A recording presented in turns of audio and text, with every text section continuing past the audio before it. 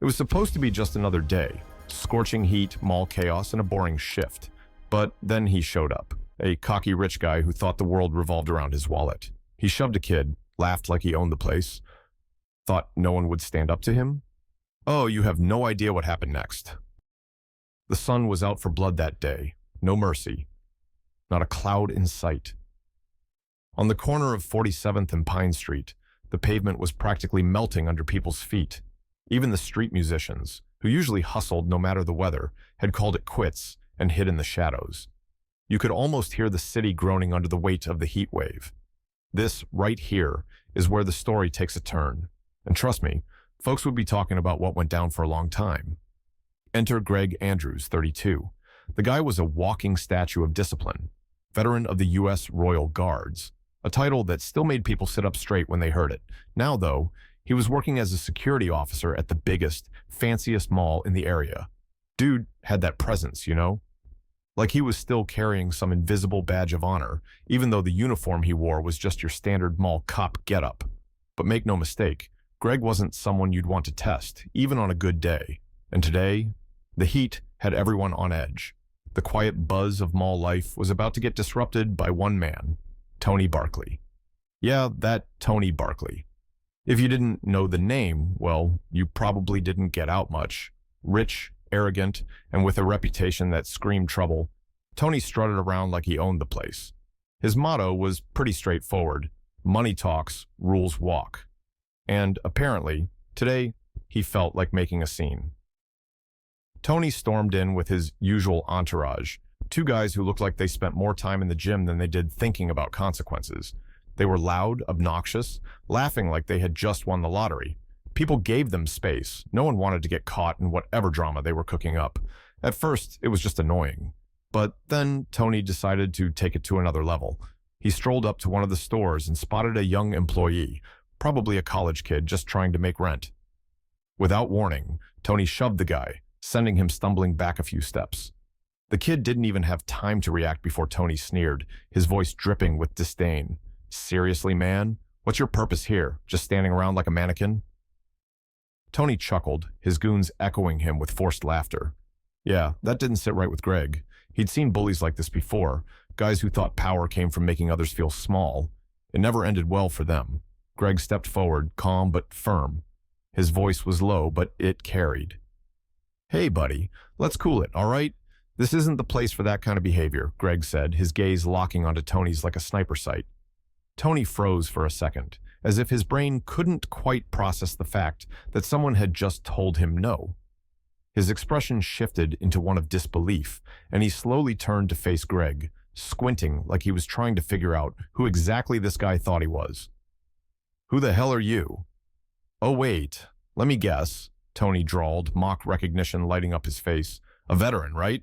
And that's supposed to mean something to me? What do you think you are, the sheriff of this place? His buddies snickered like middle school bullies backing up their ringleader. Greg didn't rise to the bait. His face stayed impassive, though his eyes hardened just enough to send a message. Try me. Just making sure everyone follows the rules, that's all, Greg said, his tone even. And that includes you. The crowd around them began to grow, shoppers pretending to browse while clearly tuning into the unfolding drama. The air felt heavier now, not just from the heat, but from the unspoken tension between these two men.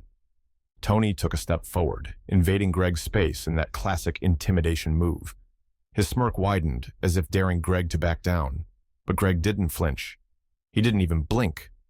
For a second, no one moved. It was like the entire mall was holding its breath.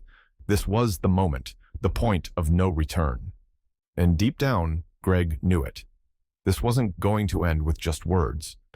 Greg stood his ground like an immovable statue, the kind you'd see in front of government buildings, solid, unshakable, and cold as granite.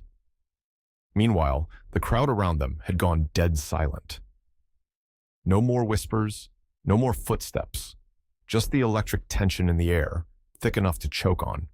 It felt like one of those slow-motion scenes in a high-budget action movie, except here, there was no director yelling, "Cut." This was real, raw, and seconds away from exploding. Tony stepped closer, his lips curling into a cocky grin. You could see it all over his face. He lived for moments like this. Intimidation was his game, and he was used to winning. Always had been.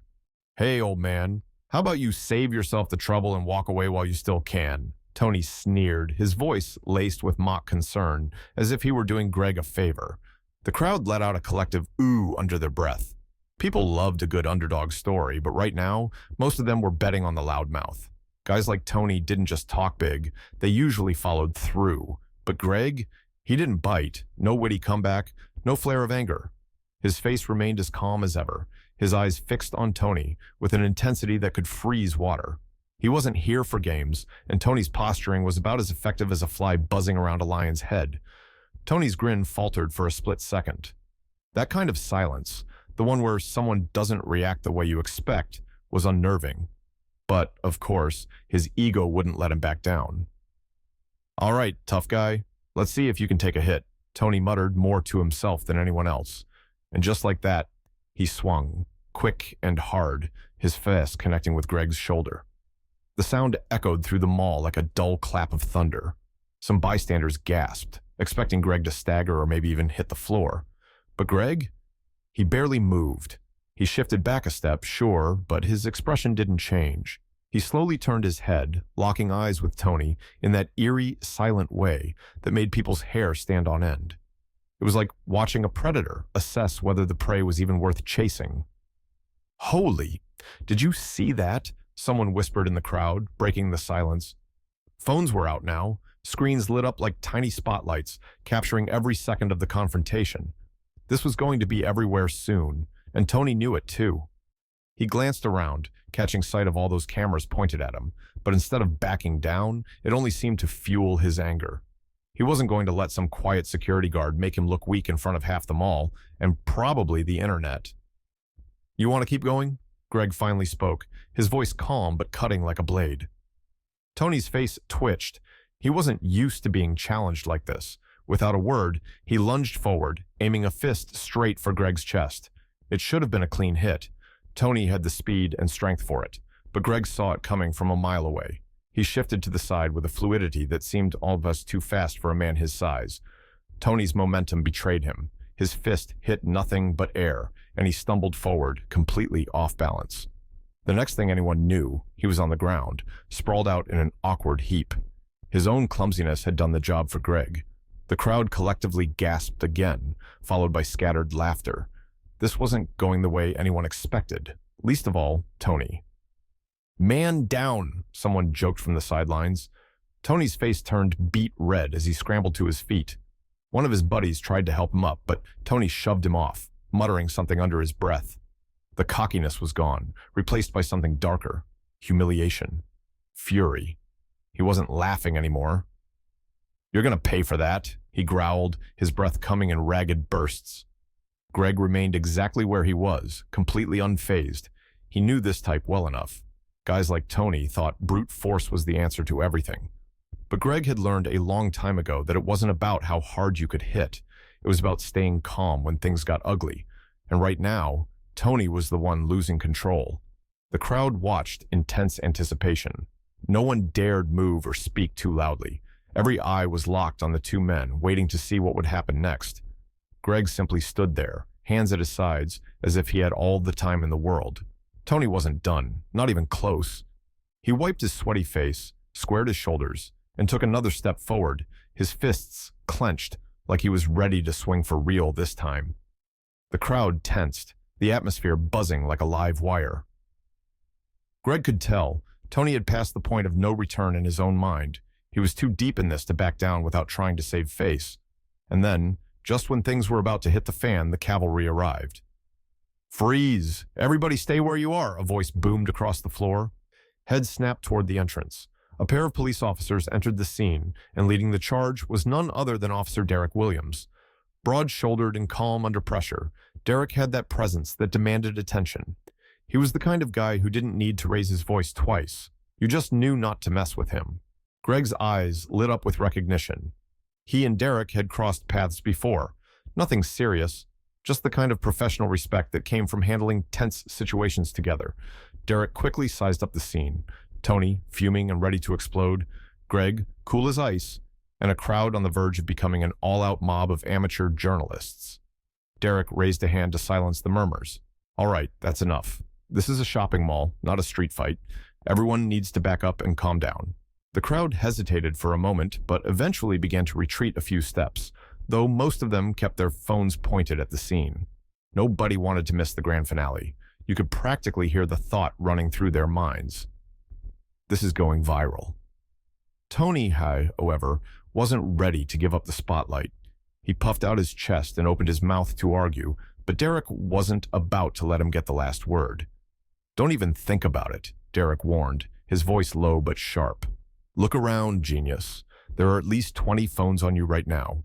You want your face plastered all over tomorrow's headlines. Keep going. See how that works out. Tony froze, his jaw tightening. He glanced around and finally noticed what everyone else had already figured out. There was no escaping this. Every angle was covered. People were recording from balconies, from behind store counters, even from halfway across the food court. If he made one wrong move, it'd be game over. For a moment, it looked like he was going to push his luck anyway, but then the reality sank in. Tony exhaled sharply, shaking his head in frustration. He motioned for his crew to follow him. Let's go, he muttered under his breath, barely loud enough for anyone to hear.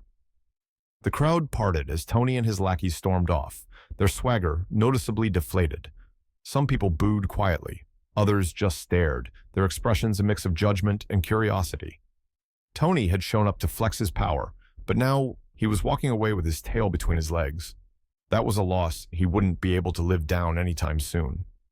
Derek watched them go, his posture relaxed but authoritative. Once Tony and his crew were out of sight, he turned to Greg, giving him a nod of approval. You handled that like a pro, Derek said, stepping closer. Sometimes staying calm is more powerful than throwing a punch. Greg gave a small smile, the tension finally easing from his shoulders. It's all about patience, man.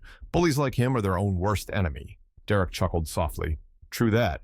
Anyway, I'll take it from here. You good? Greg nodded. Yeah, thanks for stepping in. With that, Derek signaled to his fellow officer, and the two of them began dispersing the rest of the crowd. Slowly, the mall returned to its normal rhythm. Shoppers went back to browsing, employees returned to their stations, and the street performers outside probably resumed their sets. But the aftermath wasn't going to fade quietly. Within minutes, videos of the confrontation started circulating online. Clips titled things like "Mall Security Guard Stares Down Rich Bully" and "Instant Karma Moment in NYC Mall" began racking up thousands of views.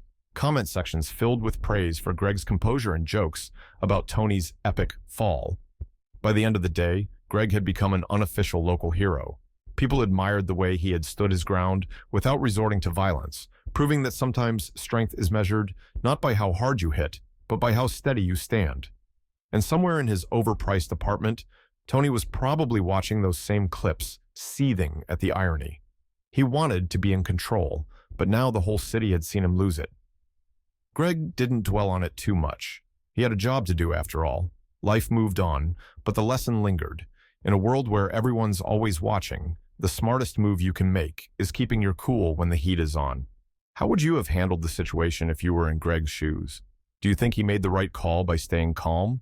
Drop your thoughts in the comments below. Have you or someone you know ever experienced something like this? Share your stories. And hey, don't forget to leave a like and show some love. This story was created to raise awareness and shed light on real-world issues. It's meant to inspire change and promote kindness, showing that staying cool under pressure can make all of the difference.